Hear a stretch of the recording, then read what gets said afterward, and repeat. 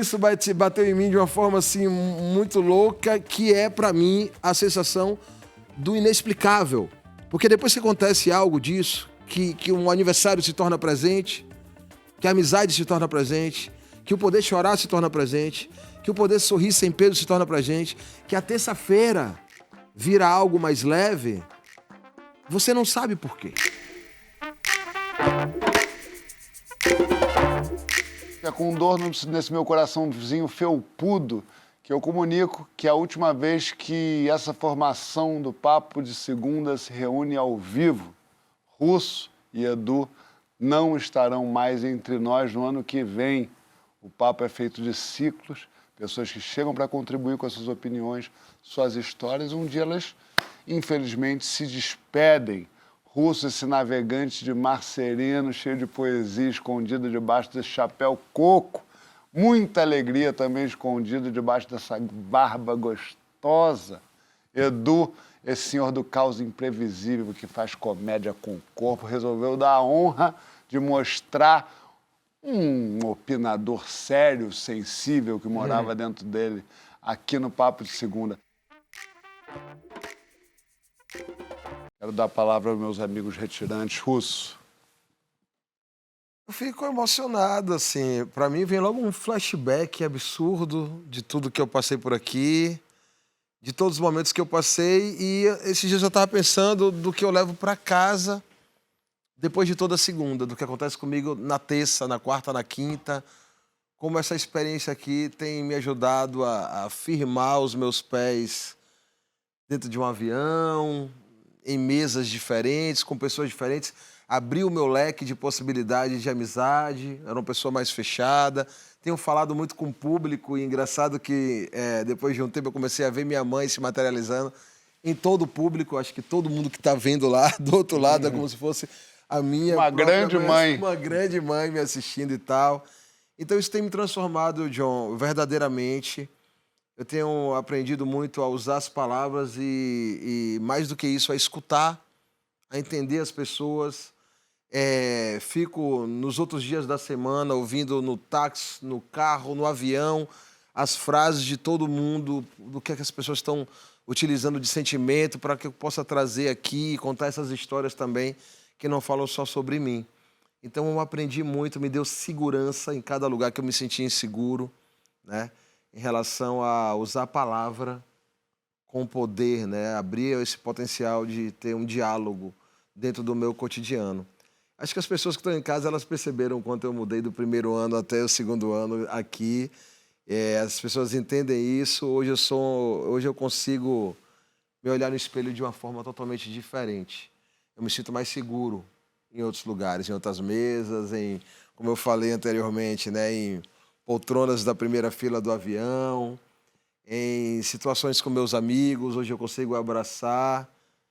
E foi um ano para terminar, os 2 anos para terminar, que eu chorei. É mesmo?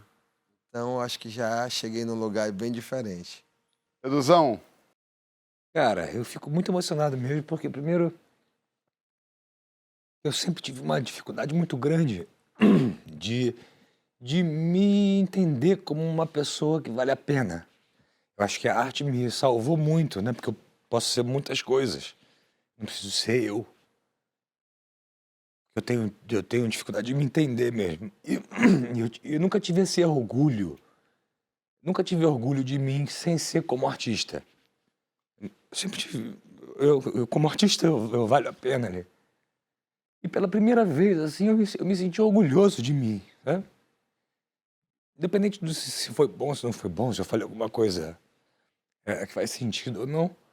Mas eu me senti... Minha tia me falava assim, minha tia-avó falava pra mim assim, junte-se aos bons e serás um deles. Olha. Eu acho que foi um pouco isso, assim, certeza que eu valho a pena como pessoa, e minha opinião vale a pena, minha ideia, porque eu tô do lado de pessoas muito incríveis nisso, né? São grandes homens, são exemplos masculinos muito diferentes, muito importantes para mim. Então, com certeza isso me ensinou muito mais profundamente do que eu mesmo entendo, que eu aprendi. Eu não sei exatamente o que aconteceu, né? Mas Eu sei que eu me dediquei como um soldado de tentar, de uma certa forma, fazer a diferença. Só que muito difícil, porque não é o meu jogo, né?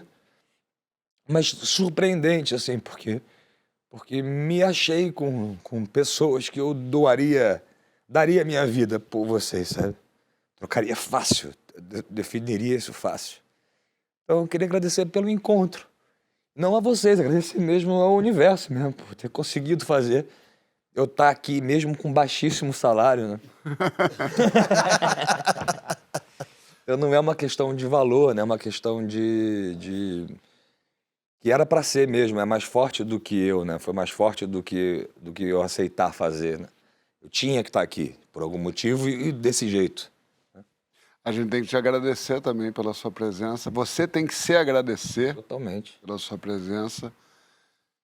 E aí, Chico? Porra, cara. Fala o quê? Hã? Fala o quê depois disso? Não quer tocar aí, não? Eu vou acho ali- que você é um homem das palavras e tem que fazer alguma coisa em relação Rapaz, a isso. eu não imaginei que fosse É sempre catártico. impressionante. Vamos lá. Eu já era muito fã do Russo e do Edu antes deles virem aqui. Conheci o Edu um pouco mais. Eu considero Baiana a maior banda, não só a maior banda, talvez a coisa mais interessante da música brasileira assim, nos últimos 10 anos, pelo menos para mim. Então já era muito fã do Russo, assim.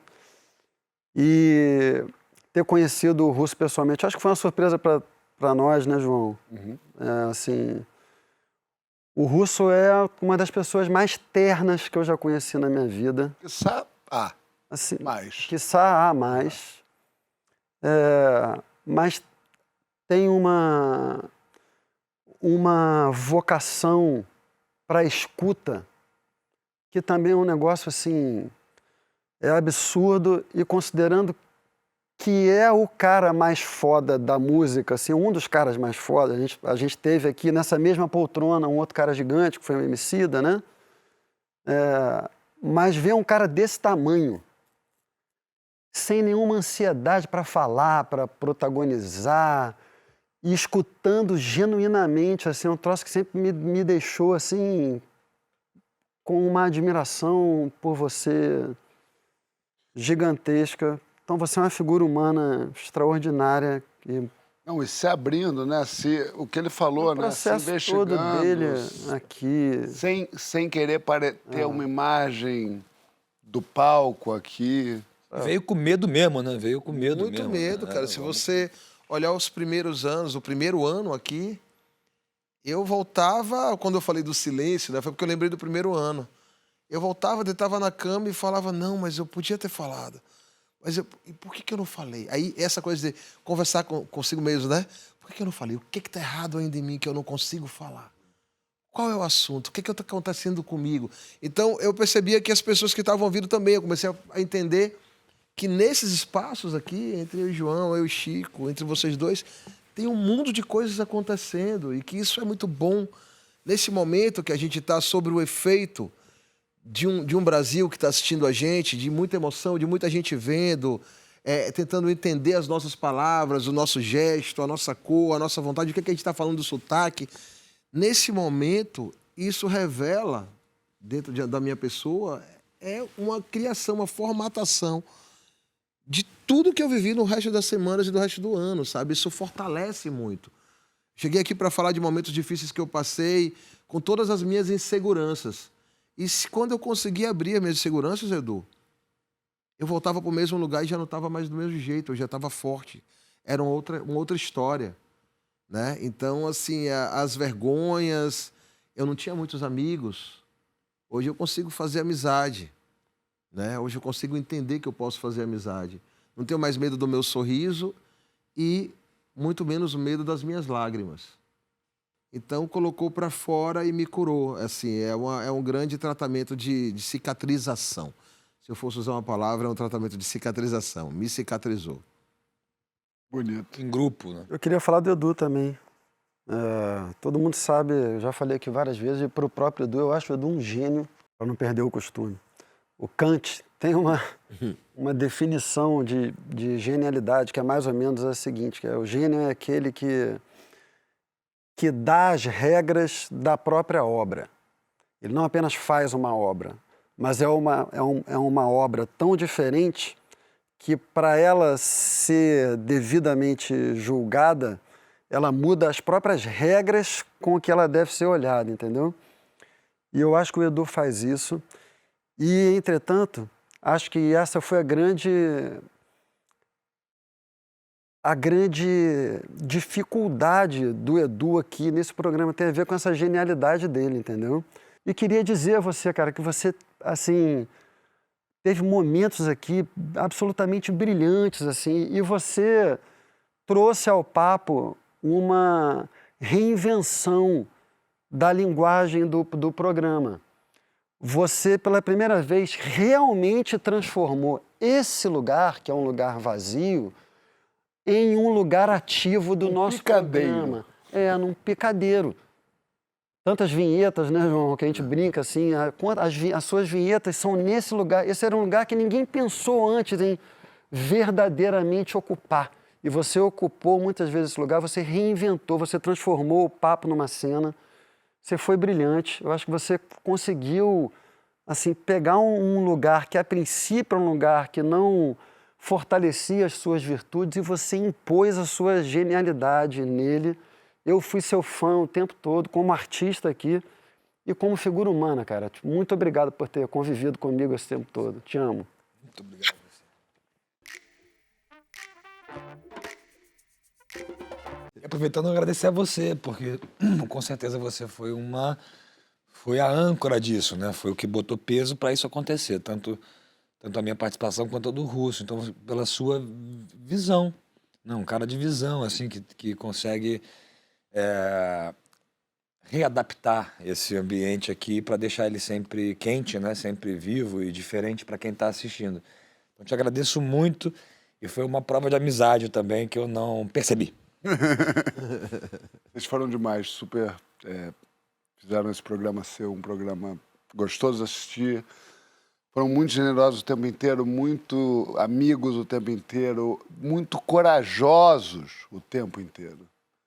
Vocês fizeram aqui, todo mundo viu, vai ficar para a história do programa. Eu agradeço muito a vocês. A gente que agradece. Uma salva de palmas para Eduardo Sterblich, eu vou te falar aqui. Então, realmente, eu estou me refazendo a partir desses 2 anos, sabe? Realmente. Outro dia eu entrei no cinema sozinho, porque tinha um intervalo para vir para ir para a pauta do Papo de Segunda e tal. E um filme me pegou e eu fiquei chorando absurdo dentro do cinema e eu sabia que não era só por causa do filme. É porque eu estou em tratamento. Isso aqui cicatriza. E eu estou em tratamento. Então, eu tentei ser o máximo verdadeiro e eu ouvi minha mãe dizer isso. Né? Foi tudo verdade e tal. Cara, eu fiquei um tempo sem encontrar minha mãe.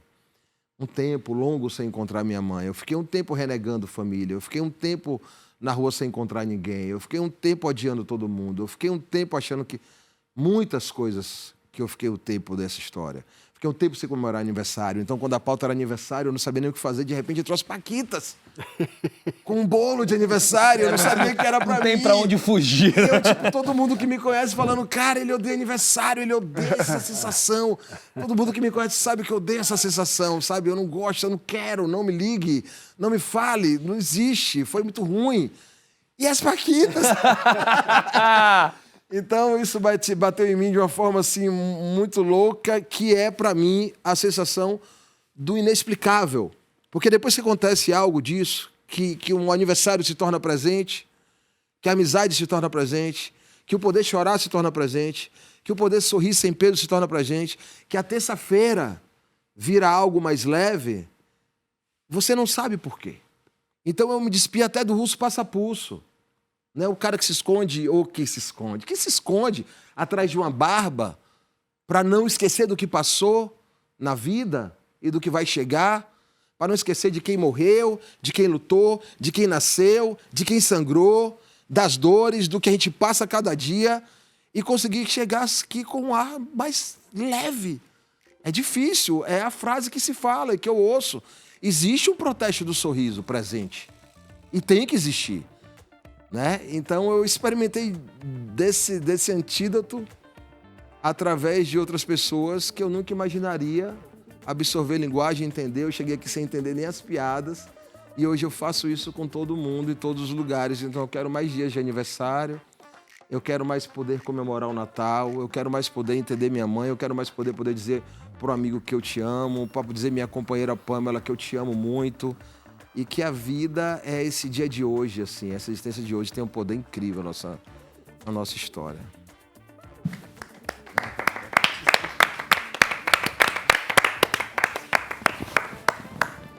Ai, meu Deus, o que vocês fazem comigo, pô? Eu tô filmando, pô.